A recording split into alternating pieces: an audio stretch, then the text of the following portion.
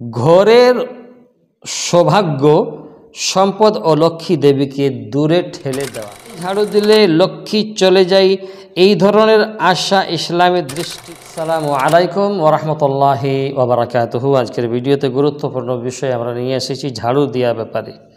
ঘরে ঝাড়ু দেওয়ার সময় একটি গুরুত্বপূর্ণ ভুল আমরা করে থাকি, যেটা অনেকেই জানে না। তা হলো কখনকার ঝাড়ু, সকালের না বিকালের। এখনই তো আপনাকে বলবো না, একটু পরে বলছি। তার আগে জানবো যে কেন এটা ভুল বলে মনে করা যায়, কেন এটা ভুল বলে মনে করা যায়। যদি সকালে হয় বা যদি বিকালে হয়, তো এটাকে ভুল মনে কেন করা হয়? আমরা আগে কিছু আপনার জায়গায় হিন্দু সংস্কৃতির ব্যাপার আমরা বলবো যে হিন্দু সংস্কৃতি ও হিন্দু ধর্মীয় বিশ্বাস অনুযায়ী তারা বলে যে বিকেলের পর বা সন্ধ্যার সময় ঝাড়ু দেওয়া অর্থ ঘরের সৌভাগ্য সম্পদ ও লক্ষ্মী দেবীকে দূরে ঠেলে দেওয়া হলো।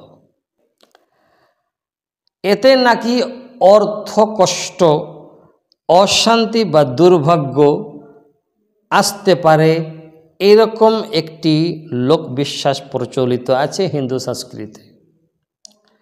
বাস্তব দৃষ্টিকোণে এটা কি হতে পারে? বাস্তব দৃষ্টিকোণ থেকে সন্ধ্যার সময়ে আলো কমে আসে, তাই ময়লা সঠিক মতো আপনার জেগে দেখা যায় না।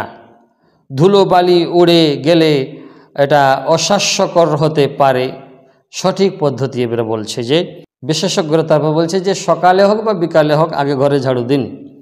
হ্যাঁ না, ঝাড়ু দেওয়ার পর ময়লা যেন ঘরের কোথাও না পড়ে থাকে এমনভাবে ঝাড়ু দিন, সেদিকে খেয়াল রাখুন। বিশেষ করে ঝাড়ু দেওয়ার সময় দরজার আপনার দিকে নয়, ঘরের ভিতরের দিকে ঝাড়ু দিন, যাতে ইতিবাচক শক্তি থাকে। এটাও ফেংশুই ও বাস্তবতে এটা বলা হয়েছে। এবার বলবো ইসলাম দৃষ্টিকোণে এই সময়গুলোতে ঝাড়ু দেওয়াকে কি বলা হয়েছে। তো ইসলামের দৃষ্টিকোণ থেকে আমরা ঘর ঝাড়ু দেওয়া বা পরিষ্কার পরিচ্ছন্ন থাকা এটি একটি গুরুত্বপূর্ণ এবং প্রশংসনীয় কাজ। ইসলামে কখনো সন্ধ্যার পর ঝাড়ু দেওয়া নিষেধ করেছে এমন নির্ভরযোগ্য হাদিস বা কোরআনের আয়াত পাওয়া যায় না এখন পর্যন্ত। ইসলাম তাহলে এ ব্যাপার নিয়ে কি, পরিষ্কার রাখার ব্যাপারে কি বলতে চাই? তো ইসলাম কি বলে ঘর পরিষ্কার রাখার নিয়ে? এখানে পরিচ্ছন্নতা বলা হয়েছে ইমানের অর্ধ আত্মহর সতরল ইমান, যে পরিচ্ছন্নতা ইমানের অঙ্গ। মুসলিম শরীফের হাদিস আপনার 223 নম্বর। 2 নম্বর আমরা বলবো যে নবী সাল্লাল্লাহু আলাইহি ওয়াসাল্লাম ঘর বাড়ি ও রাস্তা পরিষ্কার রাখার নির্দেশ দিয়েছেন। শুধু ঘর না, আপনার রাস্তা, যে রাস্তায় আপনি আসা যাওয়া করেন, হ্যাঁ যাতায়াত করেন, সেই রাস্তাটাকেও পরিষ্কার রাখার জন্য আল্লাহ রসুল নির্দেশ দিয়েছেন। আর আমরা কি পরিষ্কার করি? আমরা রাস্তাটাকে বেশি ময়লা করি। তো এরকম করাটা ভালো না।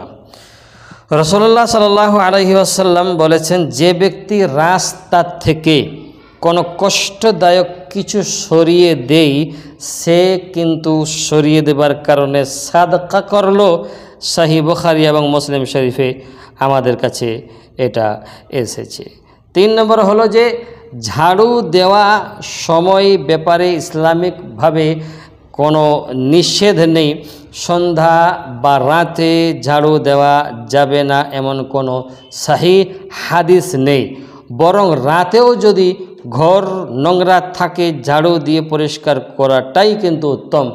লক্ষ্য থাকা দরকার যেন অন্য কাউকে কষ্ট না হয়, যেমন শব্দ বা ধুলাবালি ইত্যাদি ইত্যাদি। তো ইসলাম কি শিক্ষা দেয় এই ব্যাপারে তো আমরা অবগত যে ইসলাম কুসংস্কার ও অন্ধবিশ্বাস থেকে বিরত থাকার কথা বলেছে আমাদেরকে।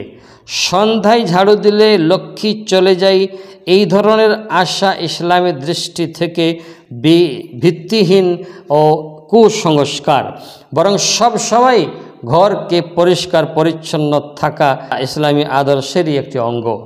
তাই বুঝতে পারলাম। ভালো থাকবেন। আসসালামু আলাইকুম ওয়া রাহমাতুল্লাহি ওয়া বারাকাতুহু।